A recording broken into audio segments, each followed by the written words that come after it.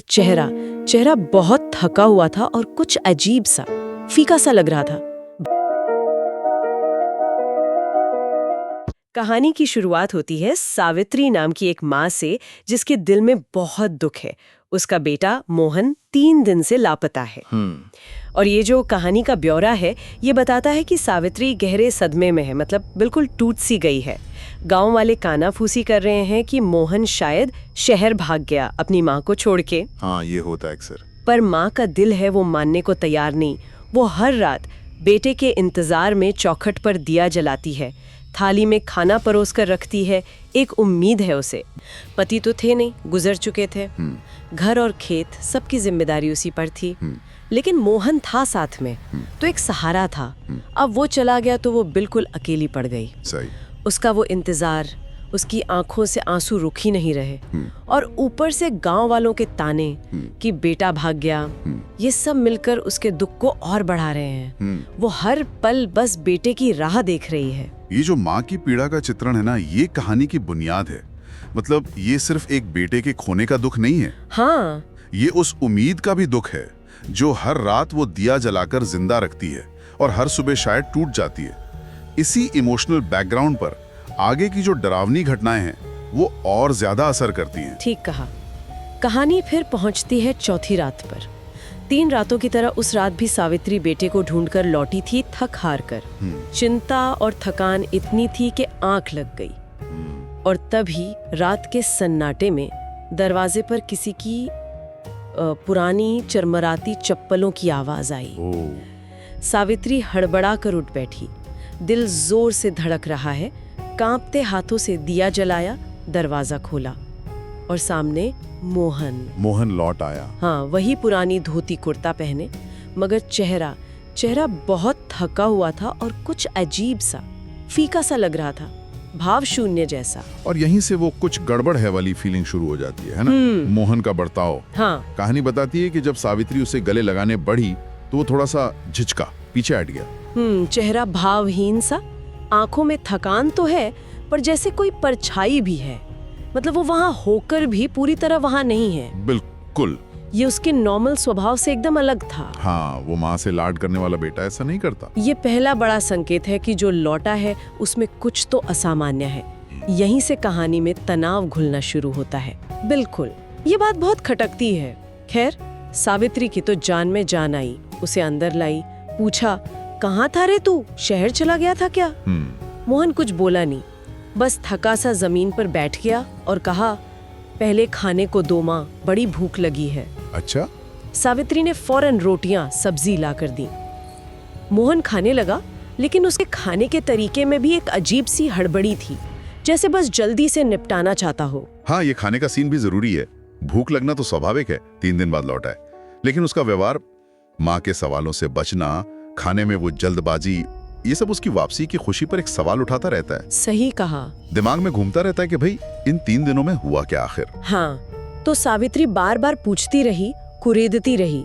तब जाके मोहन ने बताना शुरू किया। बोला कि वो शहर नहीं गया था, पास का गांव है ना कमलवाड़ी। अच्छा, कमलवाड़ी। वो शाम को ही कमलवाड़ी से निकला था घर के लिए। रास्ता लंबा था, सूरज ढल चुका था और चलते चलते उसे बहुत तेज प्यास लगी। पानी की बोतल भी खाली हो गई थी। वो आगे बताता है कि रास्ता खेतों और जंगल के बीच से था, सुनसान इलाका, पानी मिलना मुश्किल था। तभी उसे याद आया कि थोड़ी दूर पर एक पुराना वीरान कुआं है। अच्छा, वो कुआं? हाँ, पहले तो वो झिझका क्योंकि कुआं बदनाम था शायद, लेकिन प्यास इतनी जबरदस्त थी कि उसने सोचा कोई चारा नहीं, वहीं जाना पड़ेगा। और यहीं से कहानी का मूड एकदम बदल जाता है। वो सुपरनैचुरल एलिमेंट यहीं से दाखिल होता है। कुएं का जो वर्णन है, हाँ, वो बड़ा डरावना है। बिल्कुल। घने जंगली बेर के पेड़ों के झुरमुट में छुपा हुआ, मुंडेर पर मोटी हरी काई जमी है। पानी अंदर देखो तो रात जैसा काला। कहानी ये भी बताती है कि हवा में एक अजीब सी ठंडक थी, भारीपन था, और आसपास झाड़ियों से लगातार सरसराहट की आवाजें आ रही थी। हाँ। ये पूरा माहौल ये आने वाले खतरे का साफ संकेत दे रहा है, जिसे हम फोरशैडोइंग कहते हैं कहानी में। वो माहौल ही खुद में डरावना है।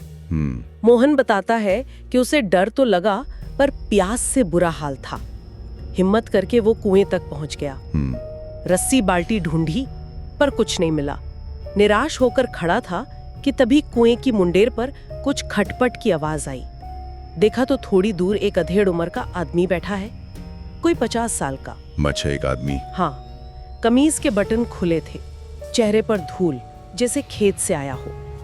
उस आदमी ने मोहन को देखकर एक अजीब से मुस्कान दी। वो मुस्कान? हाँ, कहानी कहती है कि वो ऊपर से तो नॉर्मल लगी, पर उसमें कुछ ठंडापन था, कुछ बनावटी सा। उस आदमी ने पूछा, क्या बात है छोकरे, प्यासे हो क्या, पानी पीना है? मोहन ने हाँ में सिर हिलाया। वो आदमी उठा और पास की घास में से उसने पुरानी जंग लगी लोहे की बाल्टी और रस्सी निकाली, जैसे उसे पता था कि वो वही है। ये भी अजीब है। हाँ, उसने बाल्टी कुएं में डाली, पानी निकाला और मोहन को दिया। मोहन ने जल्दी से पानी पिया। पानी बर्फ जैसा ठंडा था, पर स्वाद बड़ा अजीब था। कैसा स्वाद? हल्का सा कड़वापन लिए हुए, जैसे पानी में मिट्टी घुली हो। ये अजीब स्वाद वाला पानी, ये सिर्फ एक डिटेल नहीं है, ये कहानी में एक इम्पोर्टेंट क्लू है। ये इशारा है कि ये कुआं और इसका पानी नॉर्मल नहीं है, कुछ गड़बड़ है यहाँ। और उस अजनबी की वो रहस्यमयी मुस्कान जो पानी पिलाने के बाद भी बनी रहती है, वो डर को और पक्का करती है। सही कहा। मोहन के मन में भी डर उठा, कहानी बताती है, पर प्यास और थकान के आगे उसने ध्यान नहीं दिया। यहीं वो इंसानी जरूरत और अलौकिक खतरे का टकराव शुरू होता है। इसके बाद दोनों में थोड़ी बात होती है।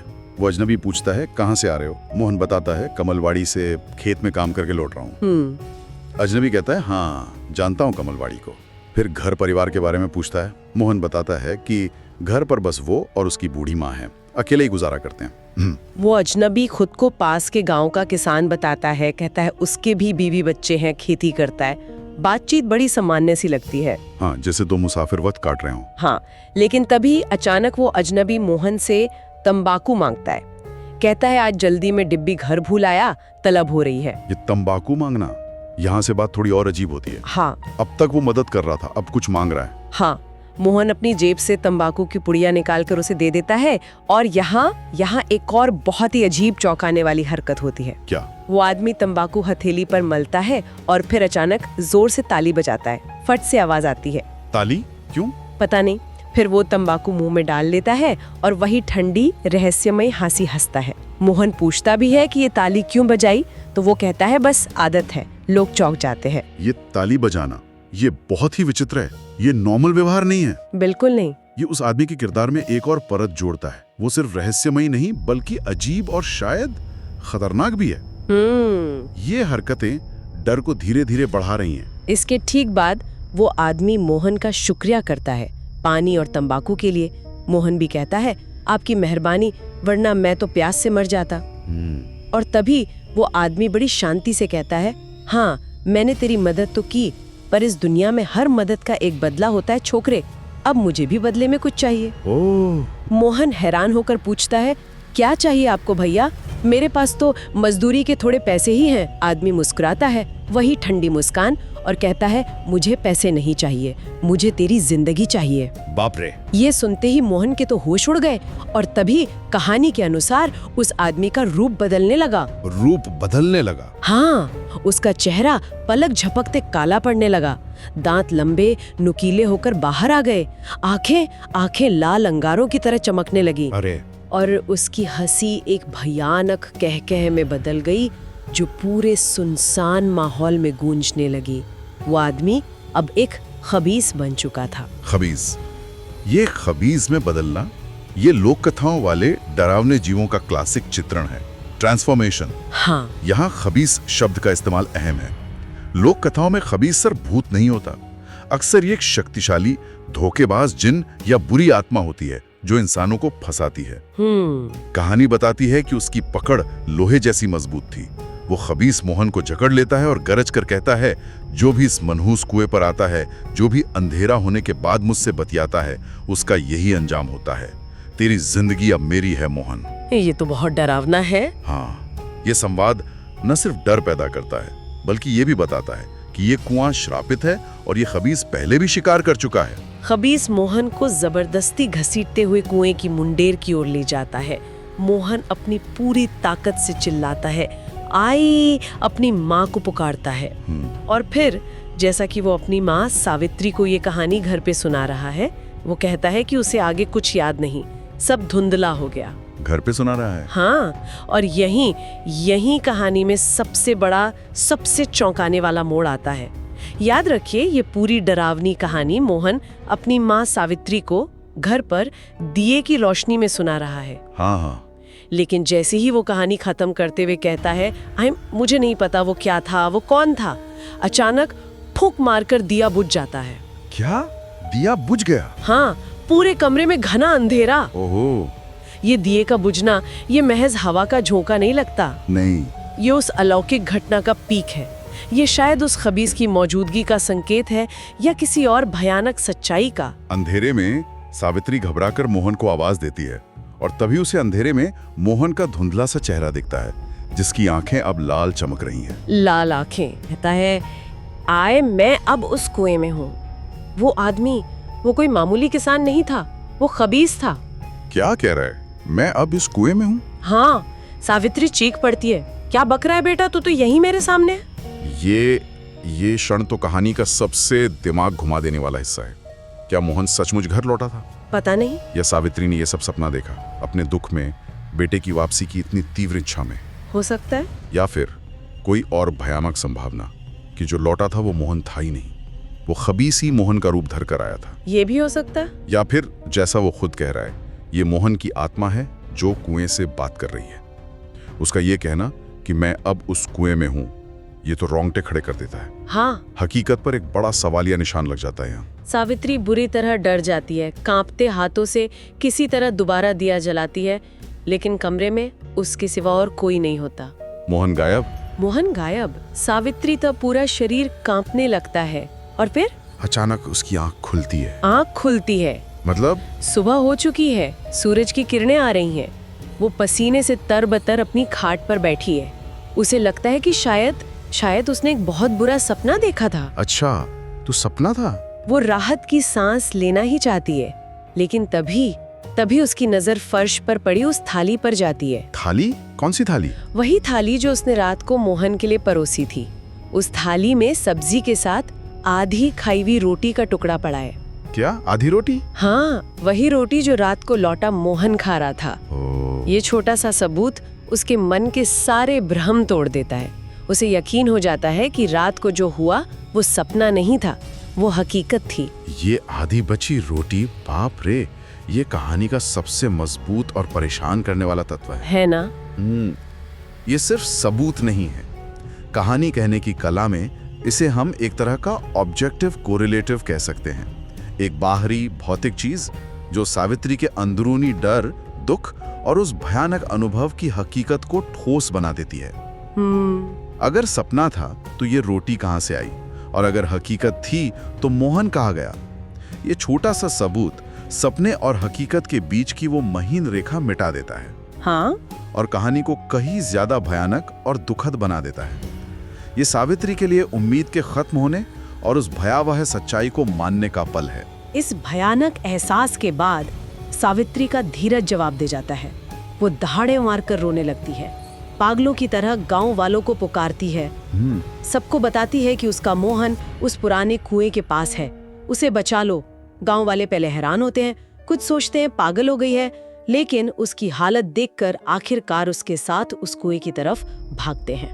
अच्छा। वहां पहुंचकर उन्हें कुएं के किनारे मोहन की वही पुरानी फटी हुई चप्पलें मिलती हैं और तंबाकू की वो छोटी सी डिब्बी। ओ, सबूत। हाँ, और कुछ हिम्मत वाले लोग जब कुएं में झांक कर देखते हैं तो नीचे काले पानी में मोहन का बेजान शरीर तैर रहा होता है। आखिर में मिल गया। हाँ, सावित्री का सबसे भयानक डर सच साबित हो गया। लेकिन कहानी यहीं खत्म नहीं होती शायद? नहीं, कहानी का अंत बताता है कि कमलवाड़ी का वो मनहूस कुआं आज भी उसी वीराने में है। आज भी? हाँ, और इलाके के लोग कहते हैं कि आज भी कभी-कभी भरी दोपहर के सन्नाटे में उस कुएं के पास से एक अजीब सी ठंडी रहस्यमयी हंसी की आवाज सुनाई देती है। अरे बाप रे, तो वो खबीस अब भी वही है? कहानी तो यही कहती है। ये अंत कहानी को एक स्थायी लोक कथा, एक तरह की अर्बन लेजेंड बना देता है। मतलब डर सिर्फ मोहन और सावित्री के साथ खत्म नहीं हुआ, वो उस जगह पर अब भी मौजूद है, शायद अगले शिकार के इंतजार में। तो ये थी खबीस का कुआं की कहानी और उसकी पड़ताल। एक माँ का अथाह दर्द, उसका इंतजार, एक रहस्यमयी कुआं, एक जानलेवा मुलाकात, और एक ऐसा अंत जो हकीकत और भ्रम के बीच फंसा देता है, खासकर वो आधी बची रोटी वाला सबूत। हाँ, वो तो दिमाग में अटक जाता है। बिल्कुल। इस कहानी के विश्लेषण में हमने देखा कि कैसे लोक कथाओं का डर हमारी कल्पना पर असर डालता है। हमने वो अलौकिक शक्तियों का प्रभाव महसूस किया और साथ ही मानवीय भावनाओं का, खासकर माँ के दुख का, उसकी उम्मीद का, और फिर सच्चाई से सामने होने पर उसकी पीड़ा का गहरा चित्रण देखा। मोहन का वो लौटना, कहानी सुनाना, फिर गायब हो जाना, और पीछे वो रोटी का टुकड़ा, ये सब मिलकर इसे एक बहुत प्रभावी हॉरर कहानी बनाते हैं। सच में ये कहानी कई सवाल छोड़ जाती है। वो आधी रोटी का क्या मतलब था? क्या सच में खबीस होते हैं, या ये सब हमारे मन का डर है, अकेलापन है? और अगर वो खबीस, जैसा कहानी कहती है, आज भी उस कुएं पर किसी का इंतजार कर रहा है, तो ये बस एक कहानी है या हमारे आसपास मौजूद किसी अनदेखे खतरे की तरफ इशारा? हाँ, ये सोचने वाली बात है। एक गहरा सवाल है जो कहानी पीछे छोड़ जाती है।